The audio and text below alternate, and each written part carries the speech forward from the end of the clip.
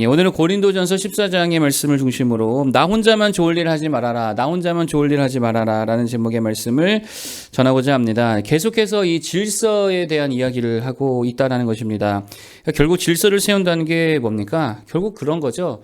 더 풍성하게 하라는 거예요. 질서를 세우는 이유가 뭡니까? 더 풍성하게 해야 된다. 그런 말이다라는 것입니다. 무슨 말이냐? 예를 들겠습니다. 그런 거죠. 우리가 이제 6월 달에 성경 퀴즈 대회가 있는데 그 교회 연합이잖아요. 그러니까 막상 했더니 막 승부욕이 너무 치열해서 과열되고 막 빈정상하고 막 그랬다고 한번 생각해 봅시다. 그랬을 때에 오늘 사도 바울의 의도가 뭐냐? 야, 그렇다고 해서 다시는 이거 하지 맙시다. 다시는 연합하지 맙시다. 이럴 게 아니라 오히려 질서와 품위를 더 세우는 방향으로 개선하고 시스템을 세우고 질서를 세워서 더 풍성하게 열매 맺는 방향으로 해야 된다. 지금 이런 취지에서 이야기하고 있다는 거예요. 이해되십니까? 39절 40절이 그 내용이죠. 한번 보겠습니다. 39절 40절 시작. 그런즉 내 형제들아 예언하기를 사모하며 방언 말하기를 금하지 말라. 모든 것을 품위 있게 하고 질서 있게 하라.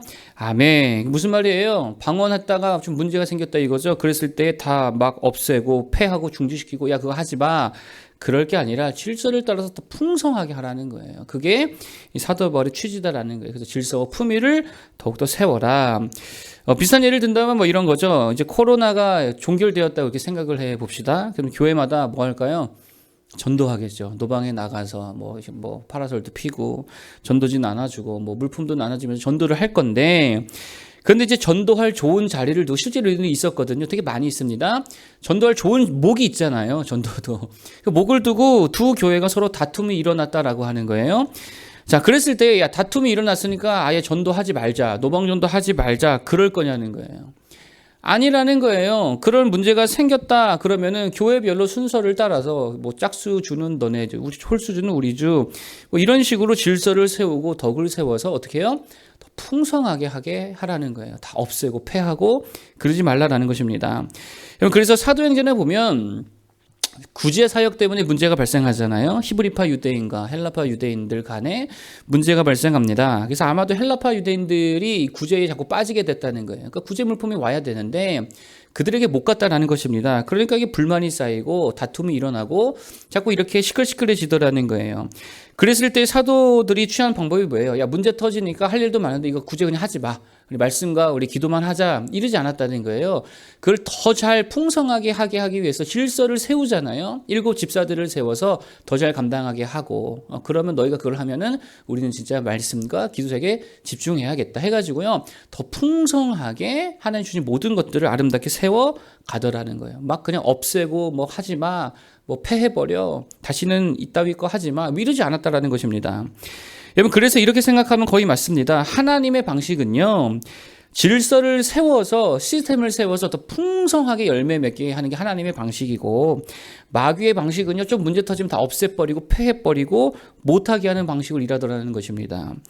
관계에도 이런 접근이 필요하더라라는 것입니다. 질서, 덕 이런 게 필요하잖아요. 그래서 그걸 통해서 관계가 더 풍성해지고 개선이 되고 유익이 되는 방향으로 가야 된다는 거예요. 그게 하나님의 뜻이죠. 근데 좀 힘들다고 손절, 마음에 안 들다고 손절, 다 끊어버리고 맨날 떠나고 연락 두절되고 그럴 때 오히려 마귀가 더 많이 틈타게 되더라라는 것이죠. 여러분, 그래서 창세기에 보면 야곱과 에서가 나오잖아요. 팥죽 사건이 있었습니다. 그리고 이삭 아버지를 속여가지고 야곱이 축복을 빼앗는 사건이 있었습니다. 이 사건들로 인해서 둘 사이가 거의 원수지간이 되잖아요. 자, 이때 에서가 취한 방법은 뭡니까? 저거 없애버려야겠다, 죽여버려야겠다, 이렇게 갔거든요. 거의 마귀 방식이죠. 자, 그런데 하나님의 방법은 뭡니까? 20년 후에 둘을 어떻게 합니까? 화해시킵니다. 그래서 이 관계를요 풍성하게 하고요, 서로에게 도움이 되는 관계로 열매 맺게 하시더라는 거예요. 여기서 참 지혜가 뭐냐 이런 것 같아요. 버릴 것이 없도록 하는 거, 그걸 잘 활용하는 거, 이게 참 지혜 아닙니까? 그러니까 어떤 분이 예전에 그러던데요. 자기는요 쌀 뜬 물로요 그거 버리지 않고 다 쓴대요. 이거기도 쓰고 저기도 쓰고, 그런 게 일종의 지혜라는 생각이 듭니다. 그래서 성경이 뭐라 그러냐, 디모데전서 4장 4절 5절에 보니까 이런 말씀이 있어요. 하나님께서 지으신 모든 것이 선함에 버릴 것이 없나니. 뭐라고요? 하나님이 지으신 모든 것이 선함에 감사함으로 받으면 버릴 것이 없나니 하나님의 말씀과 기도로 거룩하여짐이라. 무슨 말입니까? 하나님이 주신 것들을 더 잘 사용하여서 더 잘 활용하여서 풍성하게 하는 거, 이게 하나님의 뜻이라는 거예요. 요새 백신에 대해서 말이 많죠. 뭐 저는 모르겠습니다. 뭐 그것까지 제가 판단하지 않겠지만 어쨌든 팩트만 이야기하면 노쇼 현상이 일어나가지고 예약자들이 안 간다면서요. 맞겠습니다 하고 안 간다면서요. 그래가지고 그 사람들 위해서 그 봉지를 까면은 6시간 안에 백신을 놔야 되는데 올 사람이 안 오니까 남는다는 거예요. 그 남는 걸 지금 버리고 있다는 거예요. 그거 아깝잖아요. 그거 바보 아니에요. 빨리 시스템을 세워가지고 맞고 싶은 사람은 맞게 해줘야 될 거 아니야. 그거 왜 버립니까? 그게 되게 바보 같은 짓이고 지혜가 없는 모습이라는 거예요. 우리도 마찬가지라는 것입니다. 기도라는 특권을 하나님이 주셨잖아요. 엄청난 특권 아닙니까? 그거 왜 버려요? 그거 왜 안 쓰냐고. 예배의 특권, 하나님을 만나고 하나님의 음성을 듣는 이 예배의 특권, 용서받고 새롭게 되고 성령으로 우리가 다시금 그렇게 충만해질 수 있는 이 엄청난 특권을 그거 왜 갖다 버리냐고. 그걸들 가지고 더욱더 풍성하게 우리의 삶을 세워가야 될 거 아니냐라는 것입니다. 그렇게 해야 된다라고 하는 거예요. 재능도 있죠. 재능을 왜 낭비합니까? 하나님 주신 재능. 감사함으로 받으면 버릴 것이 없다고요. 어떻게 하나님께 이거 영광 돌릴까? 어떻게 활용을 해서 주님 앞에 쓰임 받을까? 잘 써먹어야죠. 성령 퀴즈도 이거 하나님 주신 거 아니에요. 어떻게 해야 돼요? 왜 버려요? 버릴 게 아니라 그걸 통해 더 말씀을 가까이 하는 일에 활용하고 동기부여를 시키고 교회가 하나 되는 일들에 그것이 쓰임받게 하고 사기를 올리는 일들에 뭔가 열정을 올리는 일들에 잘 사용해서 우리의 삶의 신앙을 더 풍성하게 하는 도구로 다 만들어 버려야 된다는 거예요. 그게 능력이고 지혜라는 것입니다. 그렇게 풍성하게 세워갈 수 있는 모든 되기를 축복합니다. 두 번째로 말씀드릴 것은 뭐냐? 이런 거예요. 자기 혼자만 좋아서 되겠냐라고 하는 거예요. 원고에는 지 혼자만 이랬어요. 지 혼자만 좋아서 되겠냐라는 것입니다. 다 같이 좋을 일을 해야지요. 이걸 다른 말로 성경은 덕이라고 합니다. 덕을 세우라라는 것이죠. 자, 오늘 고린도교의 문제가 뭐냐? 무분별한 방언 남용이었다라는 것입니다. 뭐 이때 당시에 방언을 어떻게 했는지는 모르겠습니다. 뭐 외국인 방언을 했는지, 뭐 랄랄라 뭐 그런 방언을 했는지는 모르겠습니다만 어쨌든 무분별한 알아듣지 못할 방언 사용을 너무 남용했다는 거예요. 다시 말해 아무도 알아들을 수 없는 방언을 사용함으로 인해서 전혀 덕을 세우지 못했다라는 것입니다. 자, 이때의 사도 바울은 일단 앞서 말씀한 대로 이걸 금하지는 않았어요. 문제가 있다고 방언하지 마 이런 식의 접근을 하지 않았습니다. 대신에 어떻게 접근하느냐? 야, 더 잘 사용하는 방법으로 가야 돼. 이렇게 갔다는 거예요. 금한 게 아니고요. 잘 사용해서 뭐를 세워라? 덕을 세우라라고 하는 이 원리와 이러한 접근을 했다는 거예요. 그 원리가 뭐냐? 덕을 세우라는 것입니다.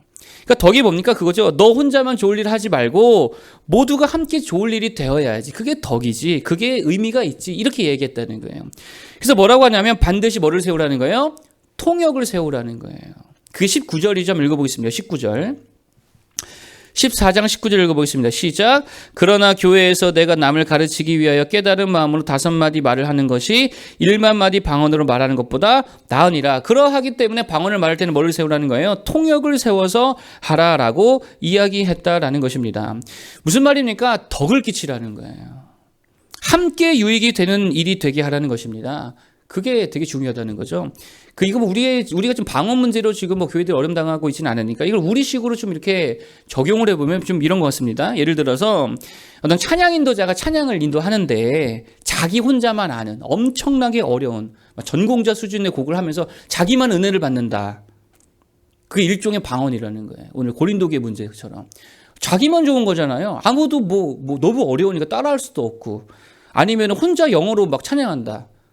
알아들을지 못한 사람도 있잖아요. 뭐 그렇게 하면 안 된다는 거죠. 일종의 방언 같은 문제라는 거예요. 그러니까 지 혼자는 좋은데 아무에게 유익이 없다. 그러지 말라는 것입니다. 그러니까 말씀도 마찬가지죠. 설교자 본인은 막 신학적으로, 뭐 사상적으로, 철학적으로, 무슨 뭐 문학적으로 엄청나게 준비해가지고 막 설교를 뭐 전문적으로 했다고 칩시다. 그러니까 자기는 만족이 돼. 내가 이렇게 내 가진 지식을 풀어놨구나. 뭐 자기 만족도 되고 해. 근데 아무도 어려워서 말을 알아듣지를 못해. 그게 뭐예요? 일종의 방언이죠. 그렇게 하지 말라는 거예요. 그래서 이게 참 중요한 것 같습니다. 뭐든 쉬워야 되는 거예요.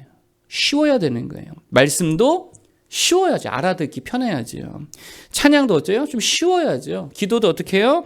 대표 기도도 쉬워야죠. 그거 너무 어렵게 하면 안 되지요. 그러니까 교회도 어떤 교회가 돼야 되느냐?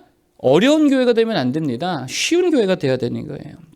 거기 가면 알아듣기 쉽고 부르기 쉽고 듣기에 쉽고 그런 교회가 사실 진짜 능력 있는 교회다라는 것입니다. 근데 뭐 할 때마다 너무 어렵고 참 곤란한 문제라는 것입니다. 그래서 9절에도 뭐라 그래요? 9절. 자, 한번 읽어보겠습니다. 9절 시작. 이와 같이 너희도 혀로서 알아듣기 쉬운 말을 하지 아니하면 말하는 것을 어찌할리요? 이는 허공에다 말하는 것이라. 이게 쉬워야 되더라 라는 것입니다. 여러분, 그래서 신앙생활도요, 그런 취지에서 이야기한다면 혼자만 좋으면 안 된다는 거예요. 덕을 세워야지요. 말씀을 묵상하고 혼자만 좋으면 뭐합니까? 일종의 방언이잖아요. 어떻게 해야 돼요? 받은 은혜, 받은 감동 흘려보내고 나눠주고 전해주고 그들 통해서 누군가에게라도 유익을 줄 수 있는 덕을 세우는 자가 돼야 된다는 거예요. 요즘 SNS 이런 거 많이 있잖아요. 묵상한 말씀 한 구절이라도 보내주기도 하고 또 내가 기도하면서 하나님께 받은 은혜 좀 교만하지 않은 표현들을 가지고 좀 전해주고 그럴 때에 누구라도 유익을 얻게 된다면 그게 바로 하나님 원하시는 덕을 끼치는 모습이다라는 것입니다. 자, 그래서 성경을 잘 보면은요, 하나님이 쓰시는 사람들의 특징이 있습니다. 대부분 그렇습니다. 유익한 자들이 되더라는 거예요. 절대 혼자만 좋을 일을 하지 않습니다. 예를 들어 요셉 혼자 잘 먹고 잘 살았어요. 총리 됐잖아요. 그러지 않습니다. 총리가 돼서 어떻게 합니까? 애굽 다 먹어 살리죠. 애굽 인근의 사람들을 또 다 먹어 살리죠. 엄청나게 유익한 자가 되더라는 거예요. 이게 덕을 끼치는 모습이잖아요. 다윗도 마찬가지입니다. 왕이 됩니다. 혼자 잘 먹고 잘 삽니까? 아니요. 예배자잖아요. 혼자만 잘 예배드려요? 아니잖아요. 성전에 엄청난 그 시스템을 다 준비해 놓습니다. 그 질서들을 세우고요. 레위 지파 사람들 어떻게 성가대를 만들어 섬길 것이냐 모든 것들을 다 세팅해 놓고 이 모든 것들이 솔로몬이 가능하게 만들어 주더라는 거예요. 무슨 말입니까? 유익을 주고요. 덕을 끼치더라는 거예요. 예수님의 제자들도 마찬가지예요. 여러분 잘 보세요. 얼마나 교만해질 수 있는 자리예요. 유일하게 예수님의 말씀 직접 들은 자들이잖아요. 얼마나 교만해질 수 있습니까? 얼마나 그리고 자기 특권이라 생각하고 그것을 전해주지 않을 수도 있잖아요. 자기만 간직하고 있을 수 있잖아요. 예수님과의 추억이니 뭐 예수님께 받은 것이니 자기만 간직하고 있을 수 있잖아요. 특권이니까. 제가 군대에서 정비를 좀 했는데요. 화포 이제 전차라고 할게요. 그 정비하는 이제 정비를 했는데요. 고참들이 이걸 안 알려줘요. 노하우를 하나도 안 알려줘요. 그래서 정비책 두꺼운 거 하나를 던져주더니 알아서 공부해. 자기도 그렇게 했다는 거예요. 나눠주면 얼마나 편하고 얼마나 빠릅니까? 근데 자기들만 그냥 하면서 너도 알아서 독학으로 공부해 책만 주더라니. 그리고 전역해버리더라는 거예요. 얼마나 얄미운지. 제자들이 그럴 수 있잖아요. 근데 그들은 그렇게 하지 않았습니다. 특권으로 그것을 가지고 있지 않았습니다. 어떻게 합니까? 나눠주고 전해주고 그걸로 엄청나게 유익을 줘서요. 세계의 복음화를 그들이 결국은 이루어내더라는 거예요. 여러분 기억하시기 바랍니다. 혼자 좋을 일 하지 말라는 거예요. 함께 좋아야죠. 이게 하나님의 뜻입니다. 그래서 기도도 자꾸 내 기도만 너무 많이 하지 마시고 내 기도 하다가 형제들을 위해 자매들을 위해 지체들을 위해 교회를 위해 나라를 위해 기도도 그렇게 유익을 줄 수 있는 덕을 끼치는 기도자가 되어야 된다라는 것입니다. 덕을 세우시기 바랍니다. 열매 맺으시기 바랍니다. 그게 하나님이 바라시는 우리의 삶의 모습이라는 거예요. 자, 마지막 세 번째는 이런 거예요. 절제의 미덕이다.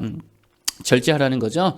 더 풍성하게 해야 되고 주신 것들 버릴 것 없으니까 풍성하게 해야 되고 여러 사람의 유익을 위해 해야 되는데 결국 이게 질서고 덕이라 그랬잖아요. 근데 이것을 위해 종종 우리에게 필요한 게 있습니다. 그게 뭐냐? 절제라는 거예요. 되게 중요한 겁니다.